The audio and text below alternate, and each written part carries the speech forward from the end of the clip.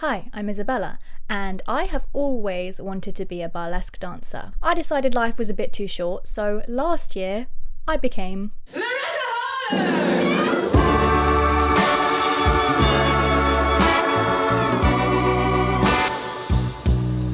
So hello and welcome to episode 4 of the Showgirl Diaries, where I'm taking you through my whole journey to achieving my teenage dream of becoming a burlesque dancer. If you want to know how all of this even happened, make sure you go and catch up on episode 1, 2 and 3. I have been quite blown away by the amount of positive feedback from you guys of this series. It has been amazing and so heartwarming, and just it makes my day to see you guys' comments. Thank you to all of you who've been following along the stories and liking the videos and leaving comments. I've been reading all of them and I've been trying to reply to as many as I possibly can. And also a huge thank you and welcome to all of the new Patreons who have signed up from watching this series. The fact that so many of you were actually interested in seeing the rest of the story means so much to me. As always, my Patreon is linked below. I've got a ton of vlogs on there which I've been taking throughout the year of my burlesque journey, so there's loads of stuff in there that won't be included in this series on YouTube. So if you're ever interested in seeing more of my life, more vlogs, more burlesque stuff, it's in my Patreon. So in the last episode, my life turned into the actual burlesque movie and I went from waitress to performer within 3 hours. And we're starting off this episode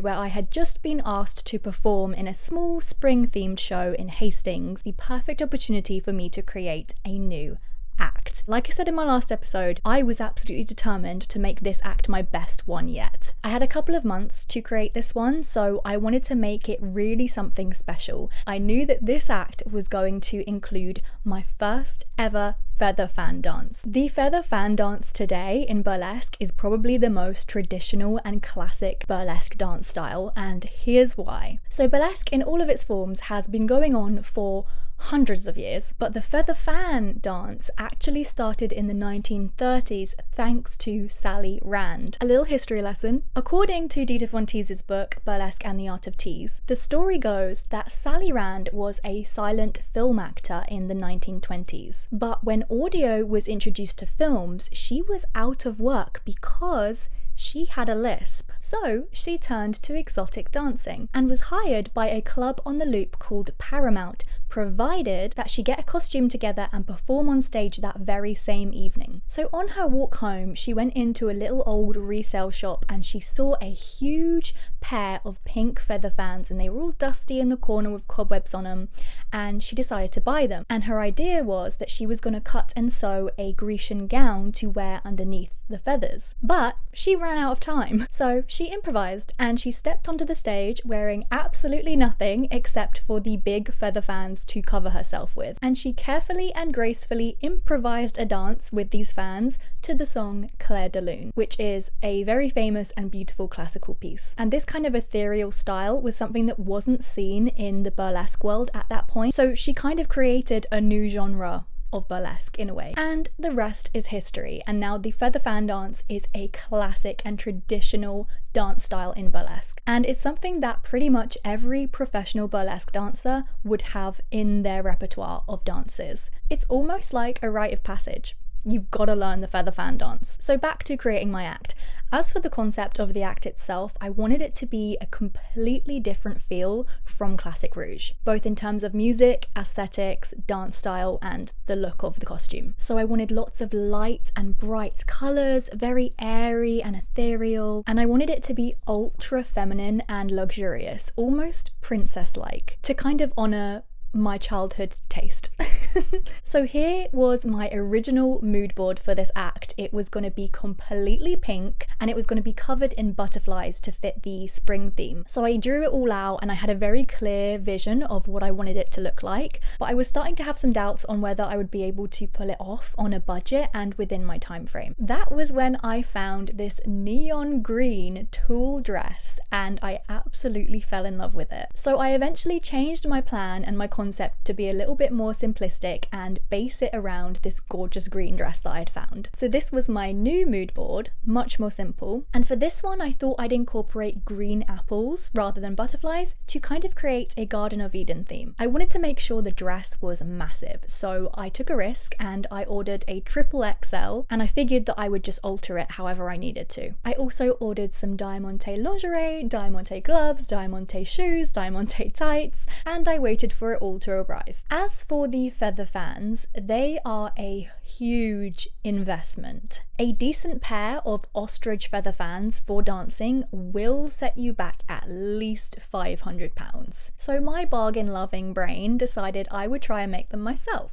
I figured if I went with white, I could try dyeing them green if I chose to. So I bought a medium white pair on Etsy, and I ordered 30 white ostrich feathers from Alibaba.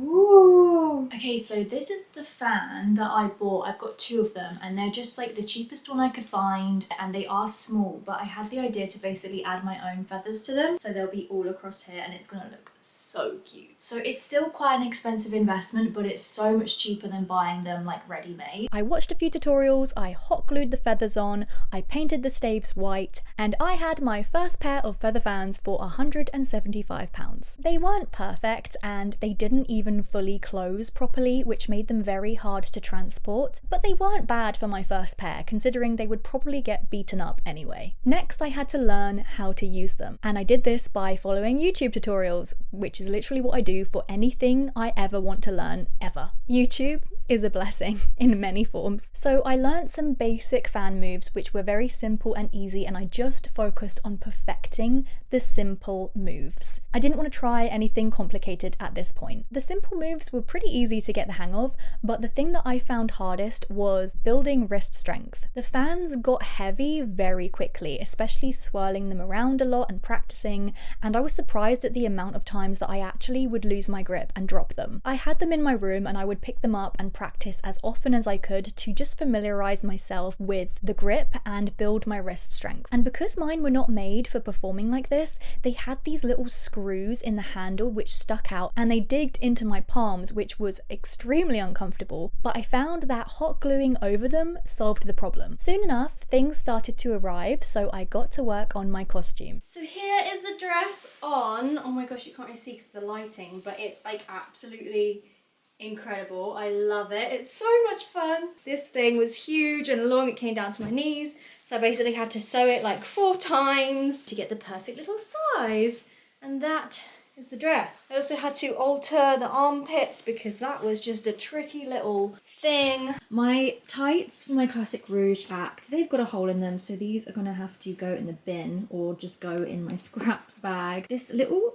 green tassel has arrived, which I'm going to put on the back of my costume to like pull the zip down, and I made this little rope out of the leftover material which I may use on the zip. Also, the gloves arrived. They're not like the best, they're like AliExpress. They always look better in the photo than they do like in person, but I took the risk because I'd seen some other people with them, and the only problem was they were massive, so I had to sew up the side, which was an absolute pain. This mesh was really hard to sew, my sewing machine got jammed, but anyway, they look really cool on. In the photo, they come up to like here, so you can see what I mean, where like AliExpress is not always legit, but you know what? I like it. It's really pretty. So it has these little nails on them as well. The diamante set, I had to order like another piece for it for the bum because the bum was bare. So I ordered another like underwear piece just to go across the back. I also bought these white gloves as a backup, but these ones look way better. So I've been keeping the dress in this bag. I had to resew it like 3 times. It was such a pain. Here's the shoes. I thought they would be more of like light nude. I don't know, they're just a bit darker than I thought they would be. I'm probably gonna try to sell these because I can't really send them back, but I have ordered more silver ones which should go better. Here is the diamante lingerie. Gorgeous, stunning, we love it. But if you've ever owned anything like this, you'll know how easily these things break. And as a performer, it is absolutely essential that you trust your costume. So to make sure this would not snap while performing, I reinforced the entire thing with fishing wire. So if one chain link snaps, the entire thing is still held together.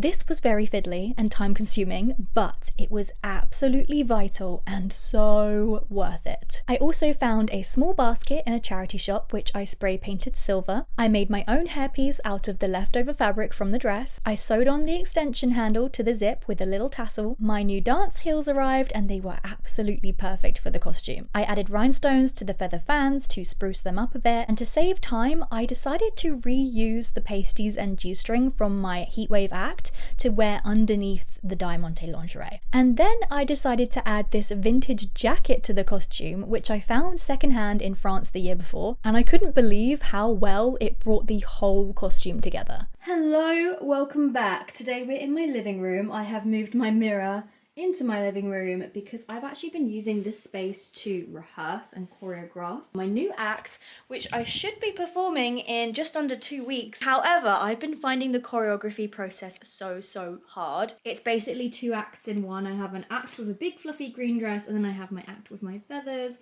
And I just yesterday went out and bought this little basket from a charity shop. It had this ugly material in it with like these bunny ears. Anyway, I cut that out. I'm going to spray paint it silver. I'm going to basically fill it with green apples, and I'm going to give the apples out to the audience. Yesterday I was trying on my costume, and it's actually a very good thing that I started rehearsing in the costume because, oh my goodness, my G-string snapped. I've always known that these little underwear were going to be a problem for me at some point. Yeah, these are the underwear, and then they're meant to be like barely there underwear so that it looks like you're barely wearing anything. So these like straps are see-through, but the strap that connects the bottom to the back snapped yesterday when I sat down on the sofa. Good thing it happened now rather than during a show, because not what we want ever. But I'm just so glad it happened now rather than later. So today I'm going to spray paint my little basket, and I'm going to choreograph the rest of my dance because I kind of like gave up yesterday. So we're going to do that. So I'm just outside. Oh my god, wow. Okay, so right now I am just rhinestoning my feather fans. So I am like halfway through the first one. I've done like every other feather. I just have to let it dry, and then I'm going to go in between. It's going to make such a difference on stage when the lights hit it. This is the one that hasn't been done. I've given up on rehearsing and choreographing because I am knackered. I went to the gym this morning and I went yesterday. I'm also recovering from COVID, which I had 2 weeks ago, so my energy levels are low. I haven't been to the gym in like a month. I'm trying to go back to the gym, but I'm also trying to choreograph every day, and I'm just kind of knackering myself out. And tomorrow I have to work in the evening, quite a long shift, and I have a weekend of working long shifts. I need to kind of like rest and look after myself. I will rehearse a little bit again tomorrow because I have to. I'm running out of time. The basket is complete. It actually looks really good and it dried really quick. It's a bit small, but I know that I'll be able to fit enough apples that I need in there. And then I've just sewed a little bit of my dress. I've also accidentally started ripping bits of it whilst I've been dancing because my heels get caught on it, so some of it is like ripped, so I need to like go in and sew some holes up.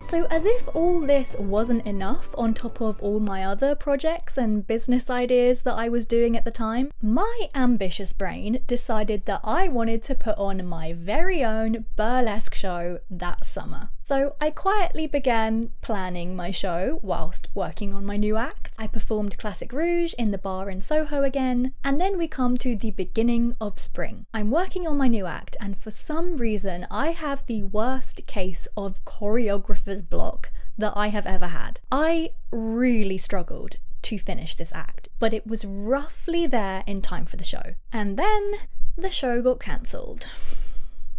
Which was disappointing considering I had created this whole act for this show. But on the bright side, I now had a new act, a new costume, I had learnt to dance with feather fans, and I now had more time to work on the choreography and practice it. Luckily, the following month I was invited to perform as the newcomer performer for the Ooh La La Cabaret in London. They had happened to find me through mutual performers on Instagram. So remember how I said Instagram would become important for booking gigs? There you go. Anyway, this show turned out to be the perfect venue to debut my new act, which I named Garden of Eden. So as this show would be in May, I had an extra couple of weeks to practice and rehearse the act. But as much as I practiced, I was still seriously lacking faith in the choreography. And every time I filmed myself rehearsing it, I would look back on the footage and just cringe. I just felt like I looked like I had no idea what I was doing. I was trying to do dance moves that I obviously couldn't do very well because I'm not a dancer. I was trying. But despite not even really feeling ready with it, I had run out of time, kind of like Sally Rand did. So I would just have to suck it up, put my glad rags on, pretend I knew what I was doing, and hope for the best.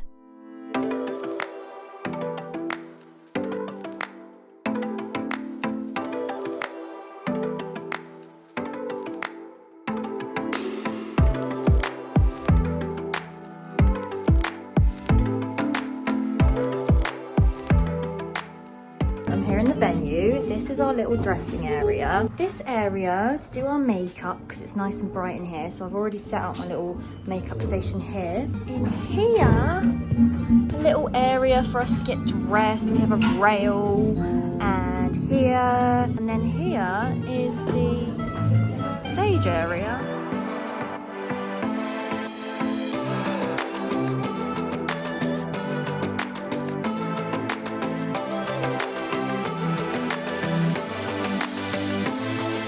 So it's the first act, so I'll be in the second half. I've got a little while to wait until I'm on, but I am not actually that nervous yet, funnily enough. And wait, what? No, it actually went well. It actually went well.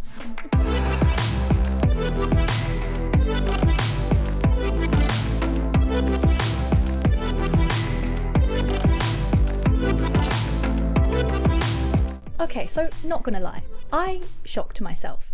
I went into this really thinking that this act was not good enough, but when I eventually got the video back and watched it, I was pleasantly surprised that it actually looked really nice for the most part. There is something to be said about getting in full costume, hair and makeup and performing in front of a live audience that completely changes the energy of an act. A live audience creates a special kind of magic that just cannot be replicated without one. There really is nothing like it. Thankfully, it was this energy that allowed me to elevate my performance and somehow pull it off. And funnily enough, at this show, La Contessa Casanova was also performing, and Honey Diamond was the stage manager for the show. And if you haven't already seen the previous episodes, I had met them in one of my first burlesque shows ever. We were all kind of new to it at the same kind of level, and it was really nice to see them again, almost a year later at this point. Then the following month, I booked another show in Brighton for Bebette's Cabaret again, and I performed both my acts, Classic Rouge and Garden of Eden here. For some reason with this one, I felt really confident with it. I don't know, maybe it was the Prosecco I had beforehand. I actually also learned that Dita Fontis usually has a glass of Prosecco before a show. Actually, no, what am I saying? She probably has champagne. Duh. And a banana, funnily enough. So anyway, I found that every time I performed my new act, I grew more familiar and more confident with it, and this show was really fun. I also got some really great footage from this show as well. At this point, I started thinking to myself, I think I might be ready to audition for Proud Cabaret. But now, I had a show to plan. That is all for this time, but make sure to catch episode 5 for the final part of the story. As always, if you're enjoying the series, please give it a like, subscribe if you haven't already, leave a comment, let me know what you think. I make sure to reply to everyone within the first week of upload. So I'll see you in the next one, and here is your friendly reminder to go and see a burlesque show. Bye. Do you wanna feel what I feel? step away from your shadow.